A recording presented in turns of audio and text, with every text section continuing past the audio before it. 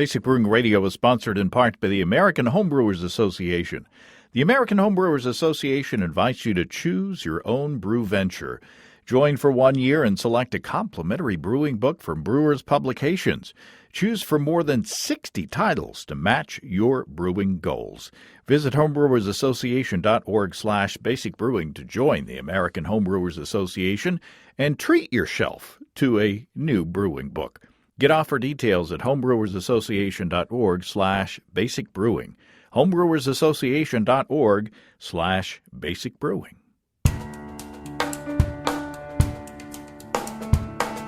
Welcome to Basic Brewing Radio for Thursday, March 23rd, 2023. I'm James Spencer. Here at Basic Brewing Radio, we're all about home brewing.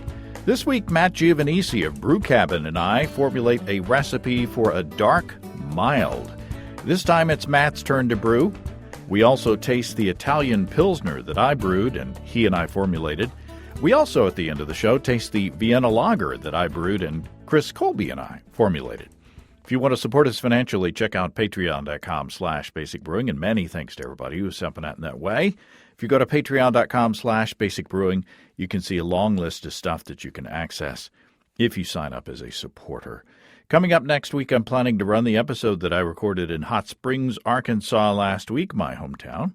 Kelly Dotson and I paid a visit to Origami Sake, which is under construction in the Hot Water City. We tasted some test batches and were very impressed. It was a great conversation with Ben Bell and Justin Potts of Origami Sake. Looking forward to sharing that with you again next week. We were able to figure out why my Hellesbock wasn't very Helles.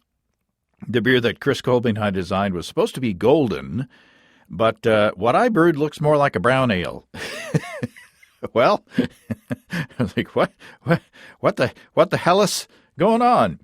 Well, with Daniel's help from Boston Mountain Brewing and Supply, we figured out that there was apparently a miscommunication somewhere along the line. I wanted 9 pounds of Pilsner and 4 pounds of Vienna malt for my beer, but I wound up getting 4 pounds of 20 Lovabond caramel Vienna instead of the base Vienna. I know. I was afraid the beer was going to be a big syrupy mess, but it's not that bad. In fact, it's pretty good. It's going to be a fun comparison between that beer and the one that I'm going to rebrew this week with the original recipe. It happens. It was an honest mix-up, and we'll end up with an accidental experiment. That's going to be fun to do, fun to taste. I'm brewing both of those beers with the current seasonal yeast L09 Que Bueno from our friends and sponsors at Imperial Organic Yeast. The original gravity is 1070, and it's a lager fermented cold. So I dusted off the stir plate and actually made a 2-liter starter for each of those beers. Within about an hour and a half, the starter was very actively fermenting. Thank goodness I added a few drops of surfactant, some FermCap S in there, or it would have been all over the place. But the starters, I've done both starters. Both of them were done by the next morning, and they already started to settle out once I turned off the stir plate. So that yeast was like, okay, what's next? What else you got to throw at me? Now, I haven't brewed the second beer yet. But I've pitched the dregs of the starter into that first beer at about 10 a.m., fermented, in the upper 50s Fahrenheit.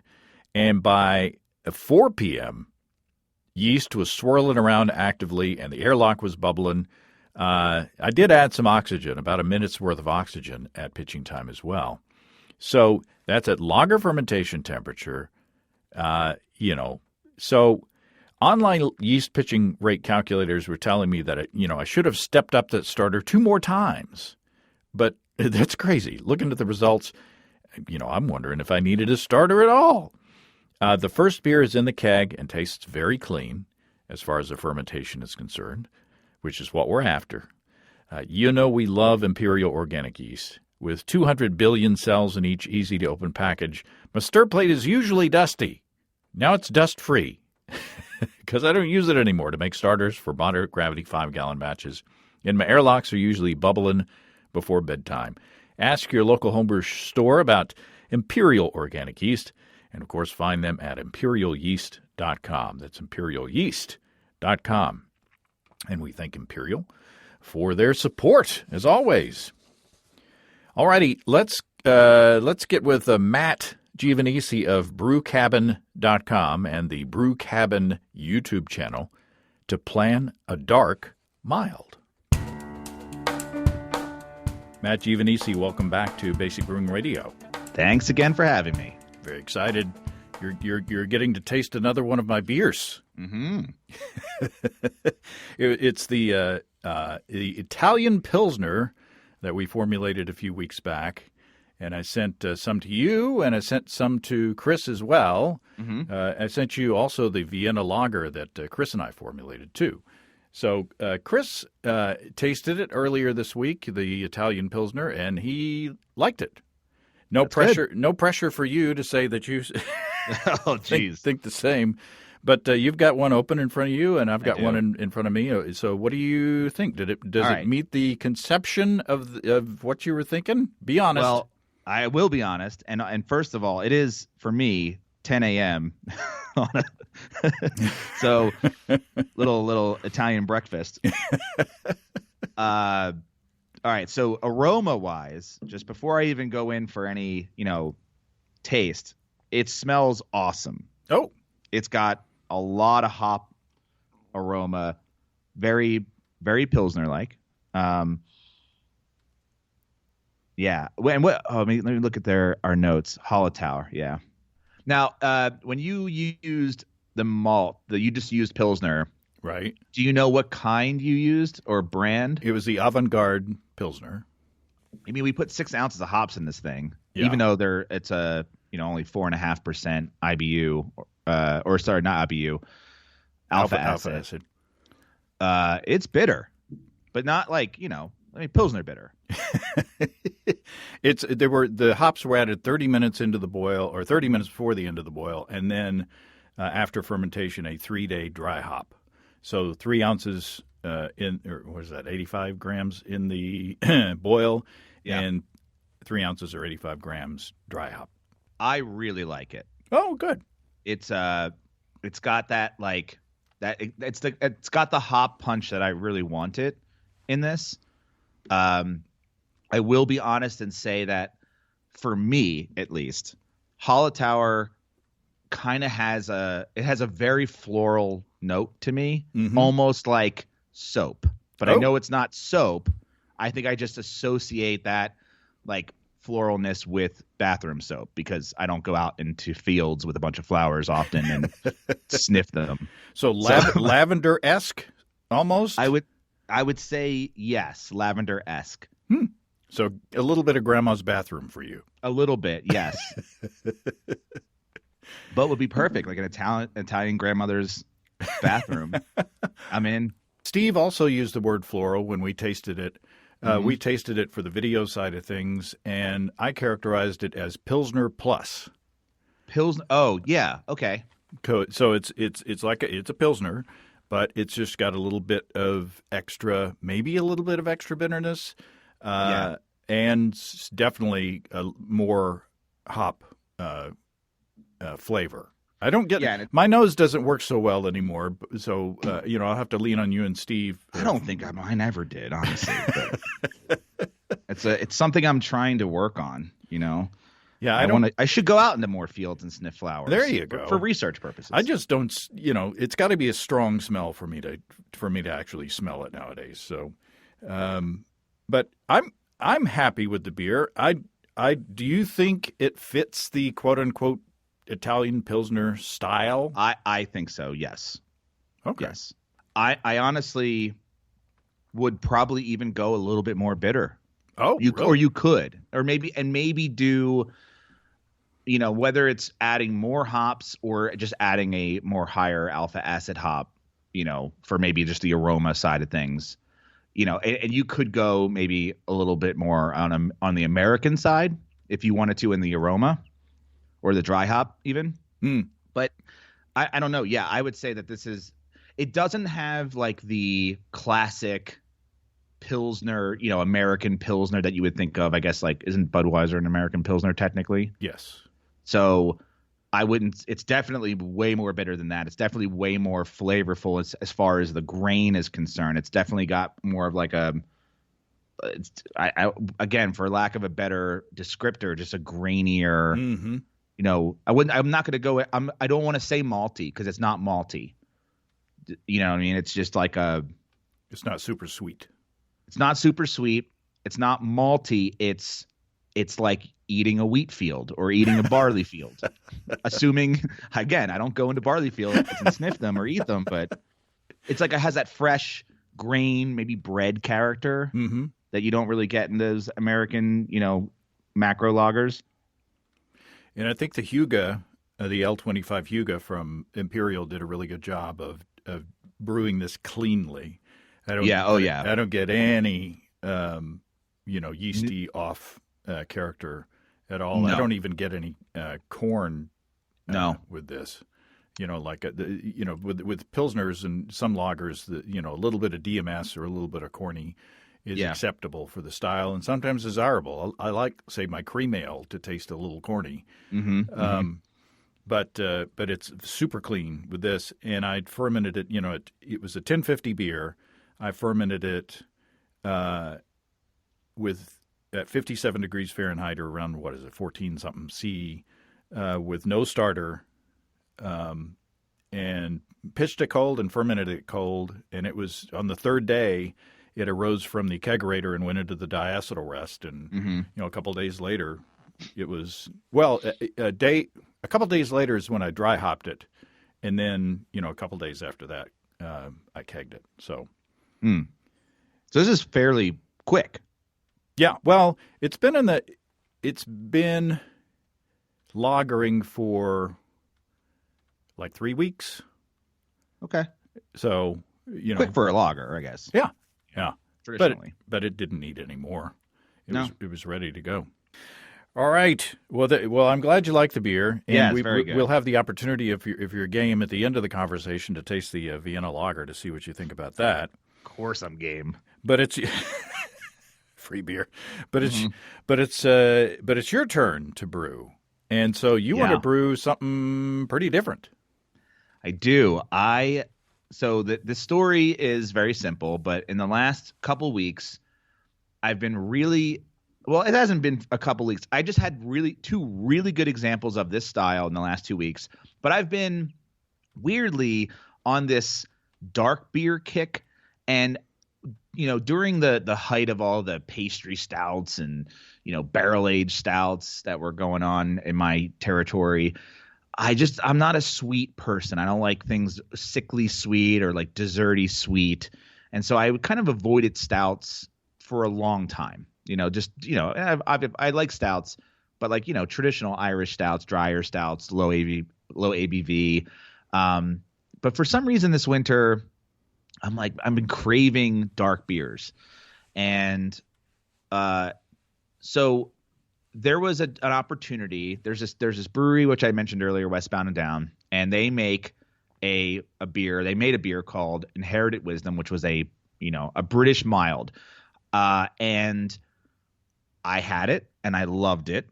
And it turns out that this, fairly trendy brewery, it's now a staple on their menu because it was so popular, which is kind of wild for a mild, right? And now, so the other day I was there and I had it on nitro. And it was really, really good. I bet. And then the other day, there's a brewery like right down the street from me called Primitive. And they had a beer on from a brewery in Denver called Hogshead. And all they do is traditional cask British beers. Wow. And they had a British dark mild on cask. And I had it through a beer engine. And I can't I know that this is not the flavor that I was that is that beer, but it tasted like I was drinking a soft pretzel. Wow. And I couldn't figure out. I'm like, this is dark. It doesn't make any sense to my palate, but it was one of the best beers that I've had in the last probably 5 years. Wow. And it went down way faster than any other beer. And I was just like, this tastes like a warm, soft pretzel.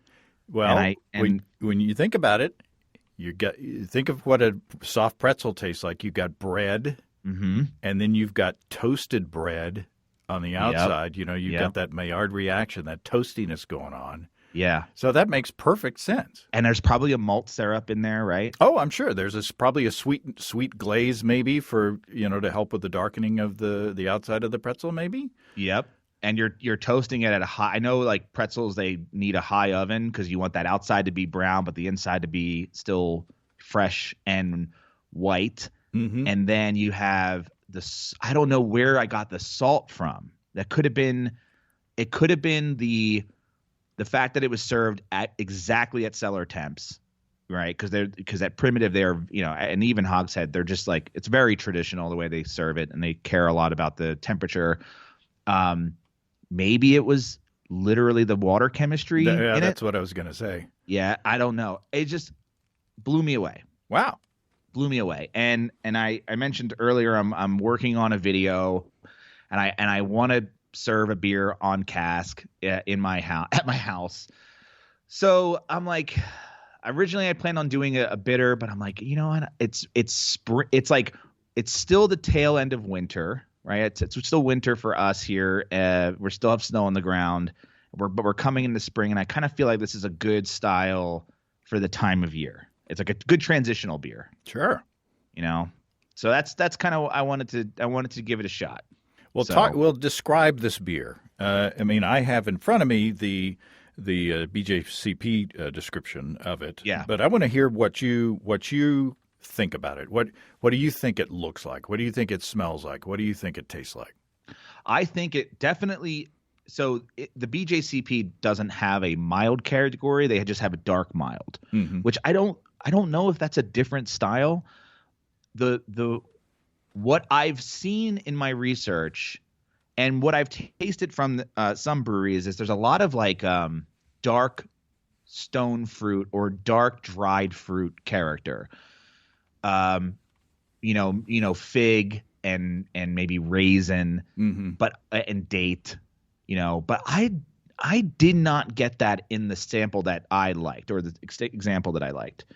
So for me, for that, and I'm going to use that one because I do have the other one in my head, which did have a more, I guess you would say, date flavor, right? And it actually had the look of a date. You know how it's like kind of like brownish, but like not too dark brown. And I'm thinking like color-wise, if you can picture, and this is probably I'm quoting a different beer, but Newcastle, like that color to me. And that was one of my favorite beers growing up, was Newcastle. And I know we're not making a brown ale, but that color is like that copper color, but not overly Irish ready, not like, so with this one that I had in off the cask was dark. It like looked like a porter stout vibe.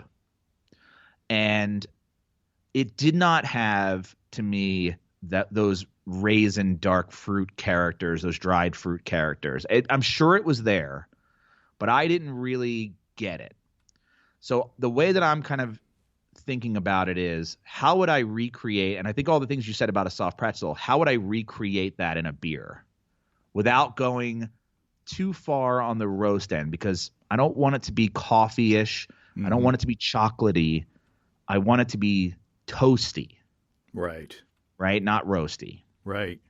Okay, so my thought is I think you definitely have to go with a strong base. And I don't know if you can go more Brit than Maris Otter. No, it seems to be a cliche so far in the recipe development series. It does. And I just got a fresh batch of crisp, so that should be good to go.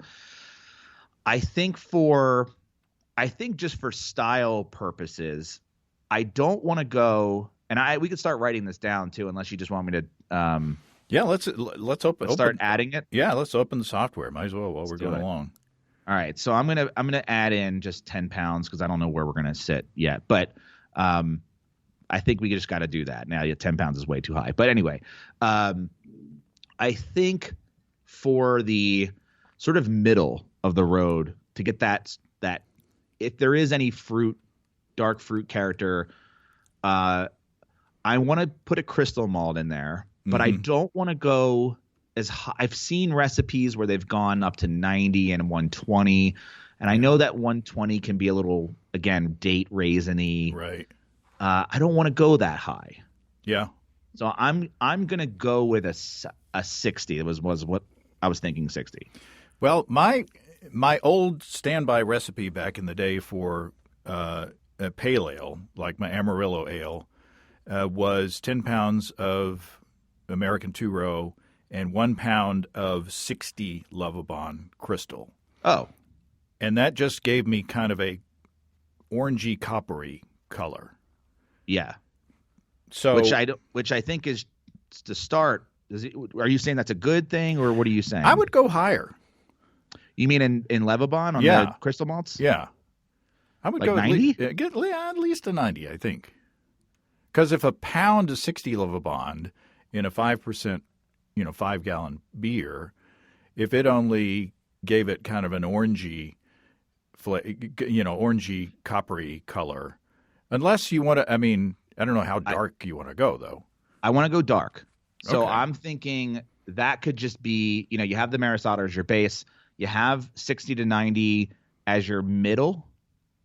And then on top of that, I had a couple of ideas. One idea was to just do a little bit of chocolate or maybe roasted barley or maybe a little bit of chocolate, I was thinking. Yeah. And Or maybe some brown malt. or maybe some brown malt. That would give you more kind of the, you're talking bready, you're toasty, and I don't want to, I just want to toss this out there, but maybe you want to think about like maybe Victory? Like a Or is like that a like special B? like a biscuit malt? Yeah, yeah. For that toast, Yeah. more of that kind of toasty character. Maybe subbing a little bit of that for some of the Maris Otter, Yep. I'm with you. I think.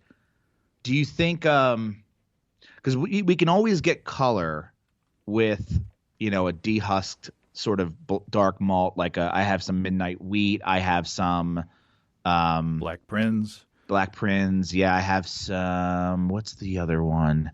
Like Carafa 3. Right, like a debittered, dehusked black malt. Just if if we wanted to throw a couple ounces in to get that, if we needed to get it a little bit darker. But I think, and the other thought I had too was just to reduce the acridness of what could possibly come out in the mash.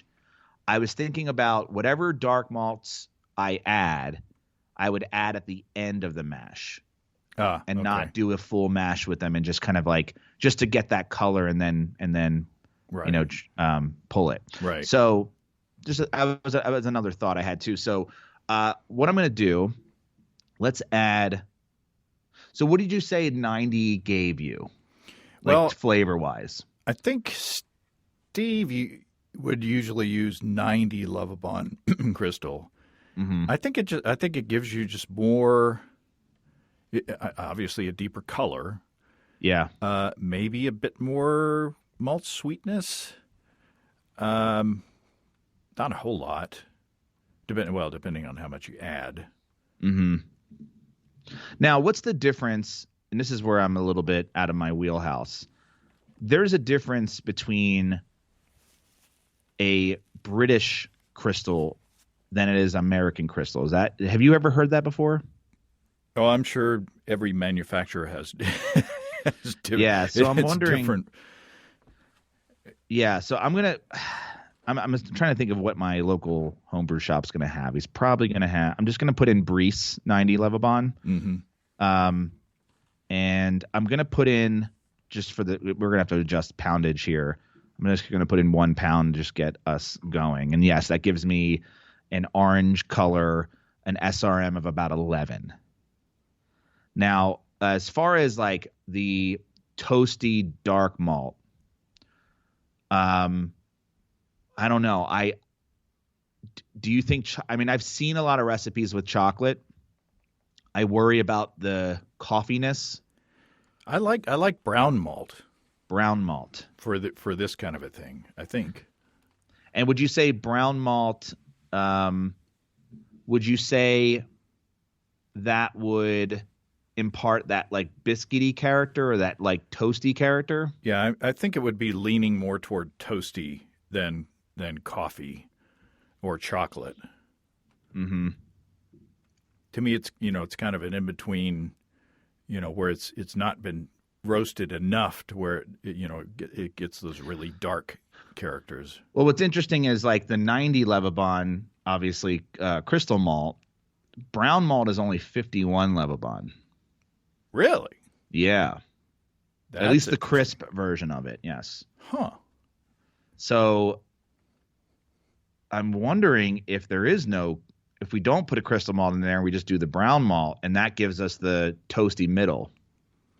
Well, of course, the crystal is going to give you a little bit more sweetness and body. Which we need. I've also seen, and one of my other ideas too was to add oats. Not a lot, but some flaked oats for that body. And I do have a feeling that beer that I had some flaked oats in it. At least it felt that way. I know it was served on cask, which is going to give it probably a little bit, the lower carbonation tends to give you a little bit more body.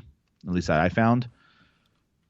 So I don't know, but I've seen, some, I looked up some award-winning recipes of dark mild, and a lot of them included oats, but like only 5% or less. What would you think about adding some kind of sugar?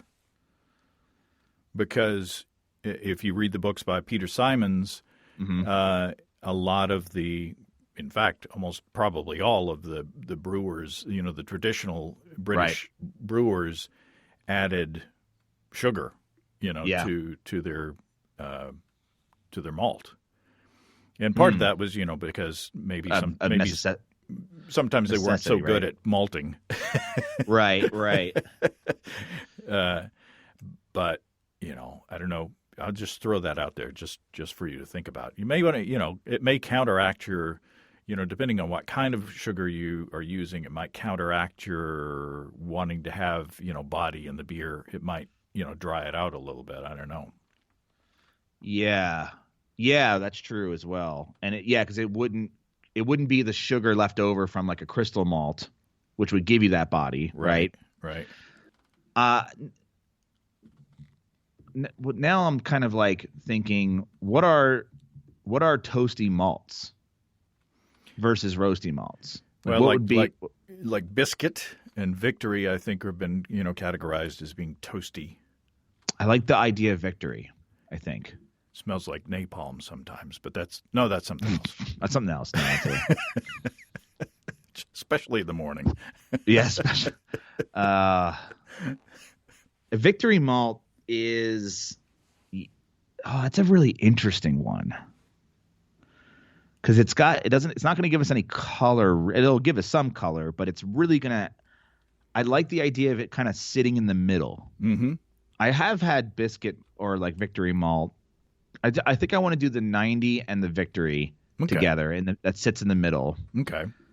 And sans the brown malt, but then add a little bit I also, because I have just an absolute metric F ton of this stuff.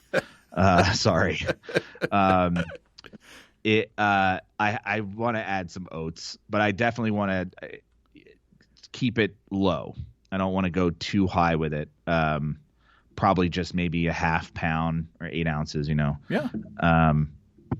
Just because I have it and I've seen it used, and I'm like, all right.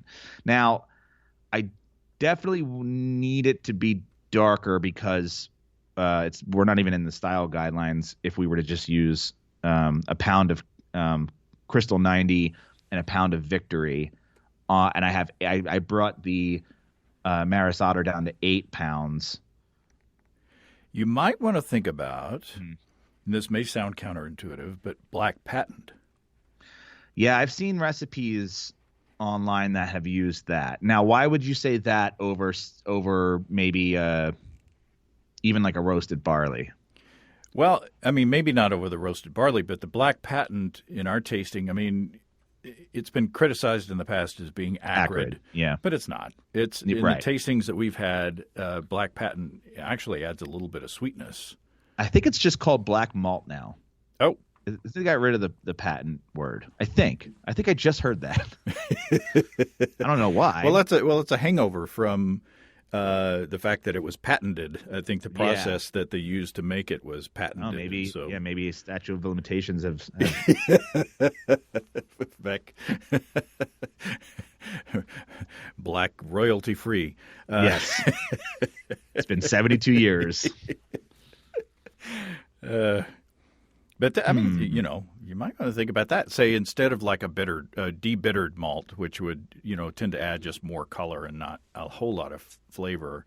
And Black Patent probably would be more traditional to the style. Yes, I'm gonna go with that. I like that idea. I'm only gonna add in. I'm just throwing in numbers here to see where we land. Wow, that really didn't change much in the color. That's bizarre. Okay. Okay, sorry. That was my stupid mistake. I put 0.5 in the ounces column and not in the pound column. Okay, so yeah, that definitely got us dark. Because I was very busy last week and couldn't make time to drive into town to go to the local homebrew shop, and because I was leaving town, I decided to order ingredients for my second attempt at a Helles Bock from our friends and sponsors, Desiree and Dave from HighGravityBrew.com. I used the Build Your Own Beer page on HighGravityBrew.com. It's really simple. It's got the entire contents, ingredients-wise, of a well-stocked homebrew shop right there on one page.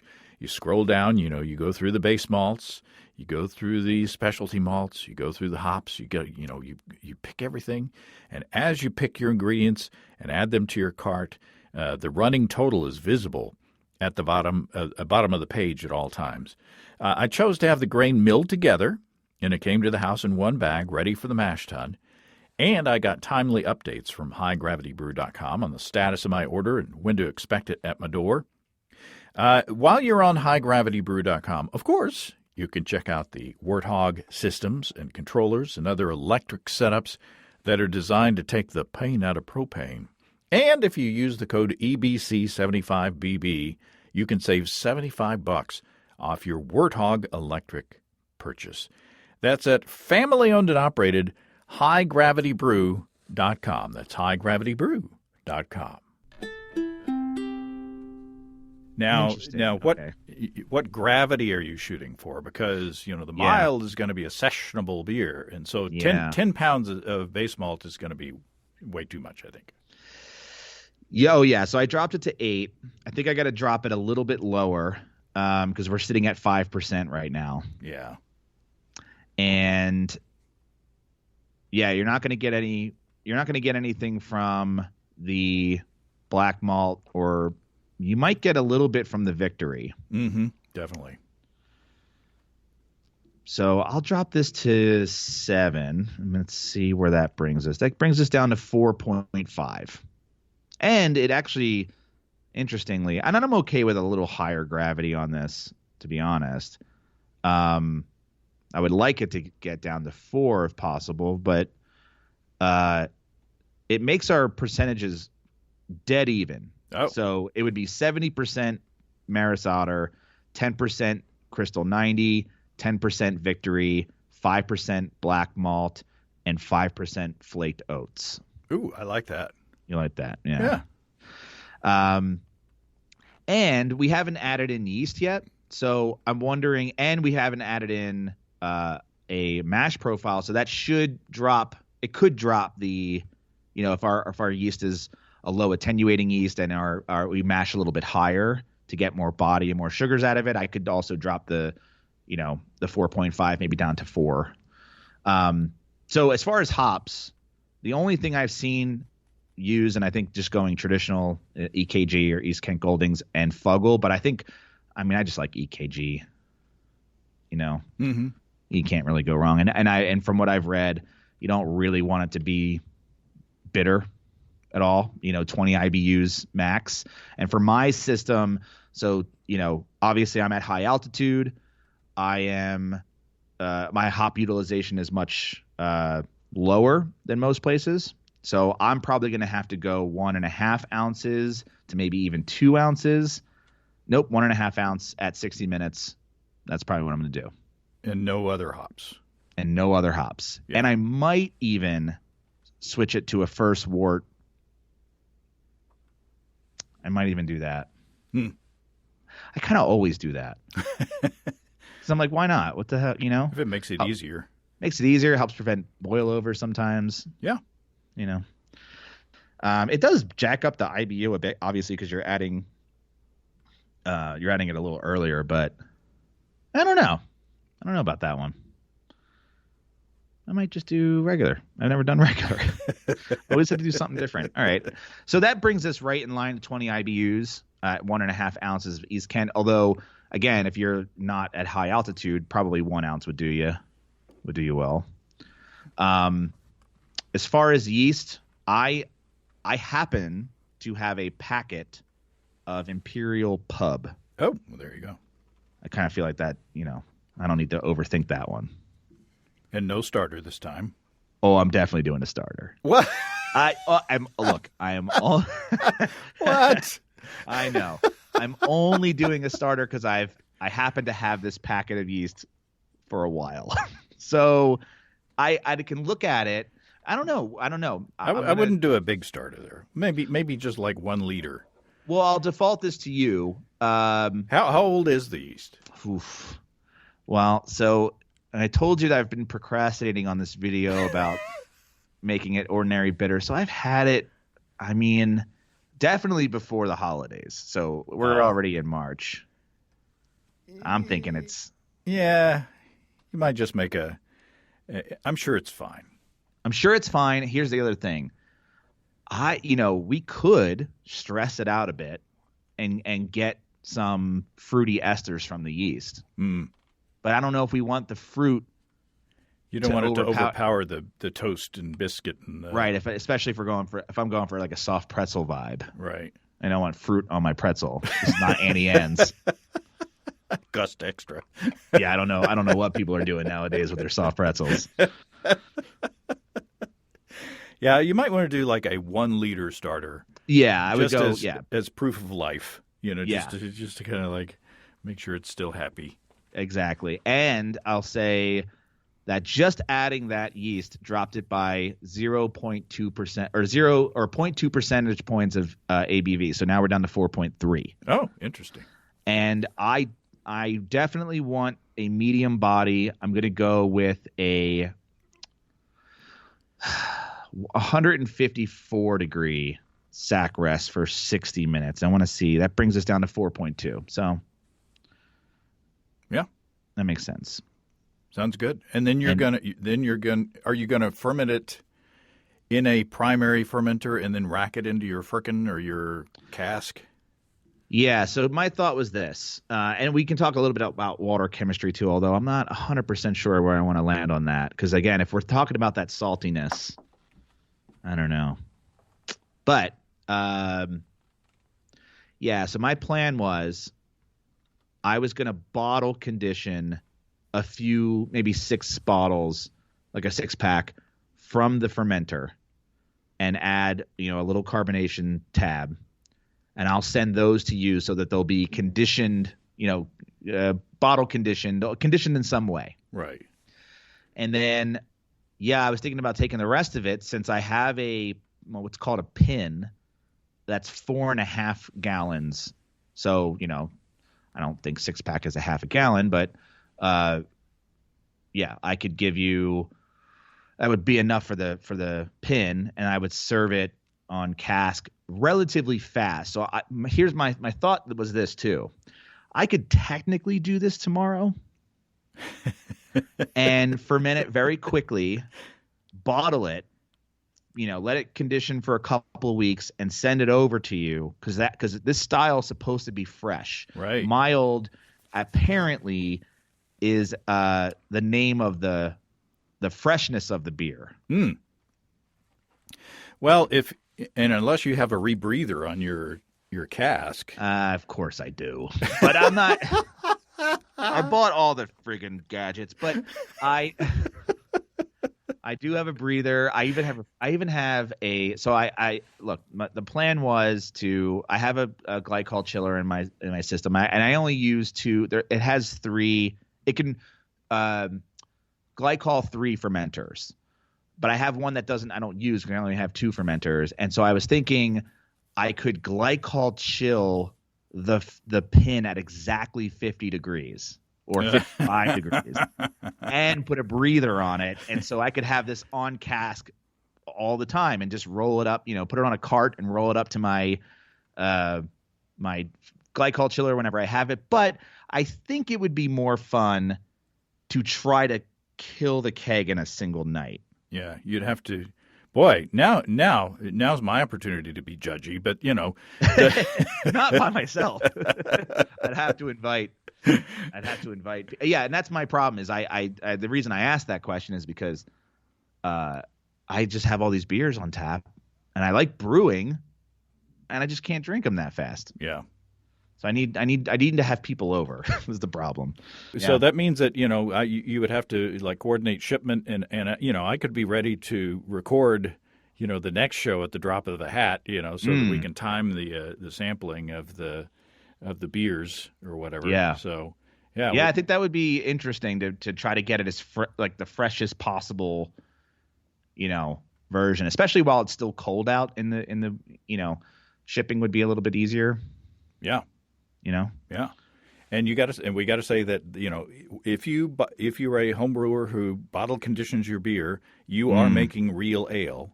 Mm-hmm. And cask conditioned ale is real ale.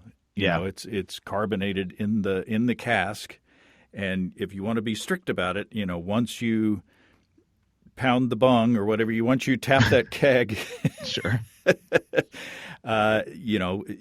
It's starting to go stale as soon as you pull that first pint. Right. Because CO2, it's like a frat party all of a sudden. CO2 is entering the or not CO2, but air. Oh, yeah. Oxygen, ambient air is entering into the keg and staling the beer. Right. So that's why it's kind of that's part of the charm, really. Part of the charm, yeah. And that's why it's like I have the breather, but I'd rather just have a fresh day, like a fresh night, or I should say, Yeah, yeah. And the breather would be replacing the CO2. So you're always right. It's not going to go stale because there's CO2 at the proper pressure so that it's still pressurized. Pressure, yeah. It's still pressurized by the fermentation, but it's just replacing that air at that or the gap. It's filling the gap, literally. Exactly. Yeah. So, the only thing we didn't talk about is water chemistry. If you want to dive in on that. So with all it's according to my system, with all those dark malts and biscuit malts, the pH seems to be right on target. It's about 5.38. So don't need to add any sort of lactic or phosphoric acid to the mash, which is nice. Unless, we change this. Now, I'm using reverse osmosis water here. The target profile is where I'm a little bit like, where could we go with this? Actually, there is a mild ale profile in Brewfather. Probably the one you should go with. Sounds like it. There's also there's also stouts and dark ales, like a Dublin style, and a dark lager, which I don't know, probably the mild, huh? Makes most sense. Would the like the Dublin side, would those accentuate the dark malts too much? Would they be a little bit too maybe acrid or you might be right. Yeah. So the mild profile, to be clear here, is higher in chloride than sulfate. It's 65 ppm of chloride, 40 of sulfate, and the sodium is at 20 ppm. So there is salt. Now, I want to just out of my own curiosity, I'm going to save this, but I'm curious on the salt. Let's see. What other, so if I just look at, I know, so a balanced profile of salt would be about 16 ppm. So it's a little bit saltier than that. An American lager is at 8% salt, so not very salty. Yeah, like a New England IPA can be as high as 30% or 30 ppm or even 20 ppm. So yeah, it's sitting on the higher salt side of things, which I guess is good for what we're trying to do. Yeah. So I'm going to keep that, and I'm going to just hit auto here. Yeah. Yeah. Everything looks pretty simple. Little chloride, little gypsum, little canning salt, kind of it. Excellent. If you want numbers, again, I'm on a reverse osmosis. I'm going to be using about 8 gallons of water, 3 grams of calcium chloride, 2 grams of gypsum. So that's sort of the ratio there. Excellent. And then 1 gram of salt. Well, I just use kosher. I'm looking forward to that. Yeah, this should be a fun one. So sure. And yeah, I'm brewing on a new system too on this one. I'm going to do a similar system to what you have, just a brew in a bag system. Well, excellent. So I've been distracted the past couple of minutes because my glass is empty. And, do you want to try the Vienna lager? I do. Well, we'll pause here as far as the listeners are concerned, and I will be back when my glass is full. Sounds good. This looks awesome. This one has, you had mentioned your bottling process through the keg. Yeah, you could definitely tell this one was done correctly, I guess. Yeah, I did a better job of keg filling the Vienna lager bottles than I did the Italian Pilsner. Yeah, this has got a lot more head. It hangs around. I think this is an older. You brewed this before the Pilsner, right? Yeah. Well, not too much. I mean, I brewed the Vienna lager on January 23rd. Mm-hmm. I brewed the Italian Pilsner on the 27th. Oh, so just not even a week. Yeah. So I mean, it hasn't been. Yeah. Well, the Vienna lager's been in the keg a little bit longer because there was like 2 or 3 days of dry hopping for the Italian Pilsner. Oh, right. So there's a little bit of an advantage because it's still dark, but it's fairly clear. Yeah, fairly clear. So this is a 5-gallon batch, 3.5 pounds or 1.6 kilograms of Vienna malt. It was going to be 7.5 pounds of Vienna malt, but the homebrew store was short on Vienna malt, so I substituted 4 pounds or 1.8 kilograms of crisp, finest Maris Otter. So this has got some Maris Otter in it as well. 2.5 pounds or 1.1 kilograms of 10 Lebovon Munich, 2 ounces or 56 grams of Black Prinz. I mashed at 150 for 90 minutes. This was only 3 ounces or 85 grams of Czech Sats at 2.7% alpha acid for 60 minutes. I did a no-chill.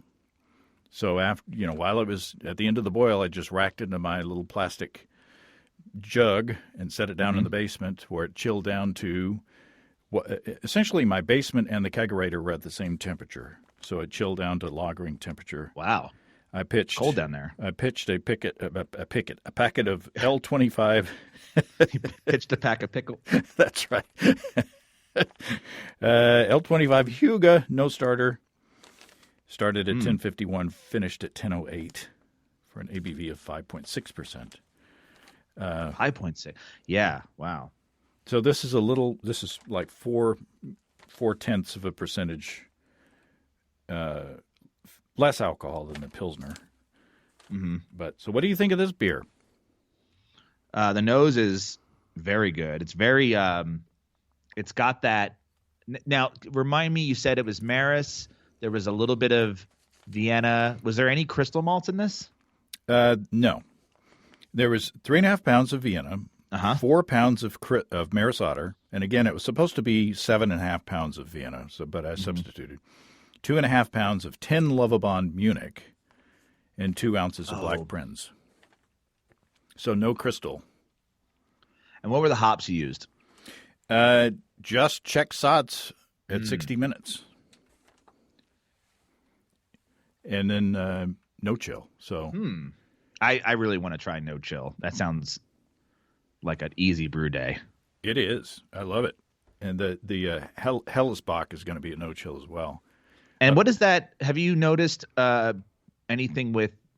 Because obviously you don't do that with hoppy beers. No, I don't do anything that's had hops added at the end of the boil or in the whirlpool or anything like that. It's just only beers that have had hops added at 60 minutes. Do you notice that the beers that you no chill tend to be hoppier than the ones you don't?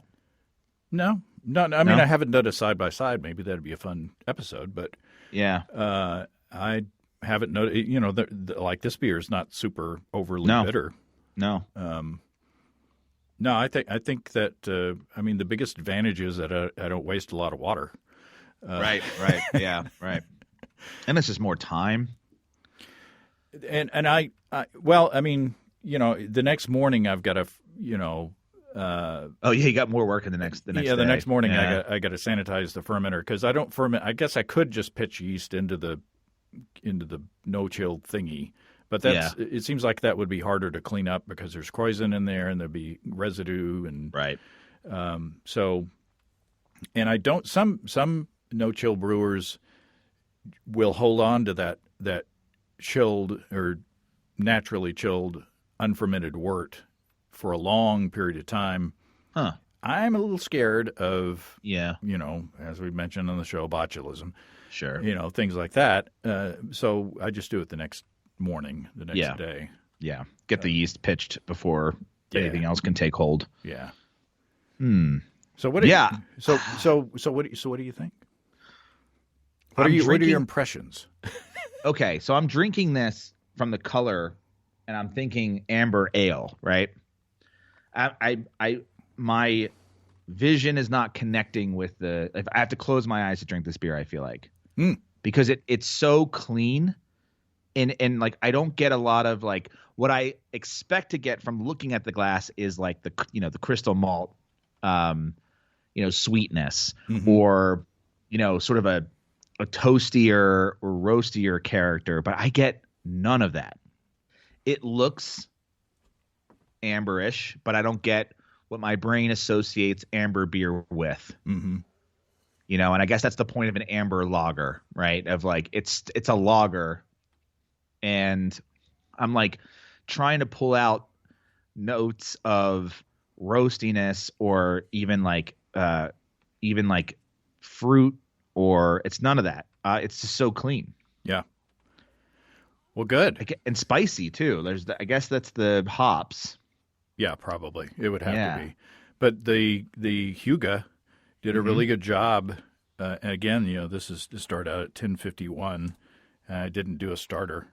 And it fermented at lager temperature. And it didn't, it wasn't bubbling before bedtime, but it was definitely bubbling, at breakfast. It was going the next day. I could drink that all day. All day. Wow. Well, thank you. I'm glad you liked it. That's really good. Well, Matt, this has been a lot of fun. And I'm super glad that you enjoyed both beers. I'm super glad. I'm assuming you're being honest. And I said, you'll never know.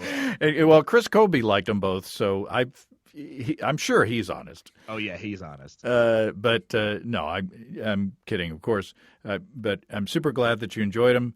I really can't wait to taste your beer coming up, and it will be fun to get back together. Thank you, sir. No, thank you. Appreciate it. Well, thanks again to Matt. I believe that he's already brewed this beer. He says he's going to produce a video about it on his Brew Cabin YouTube channel, and I'm really looking forward to seeing that and for sampling that one myself. It's going to be my turn next time. What should I brew? Let me know.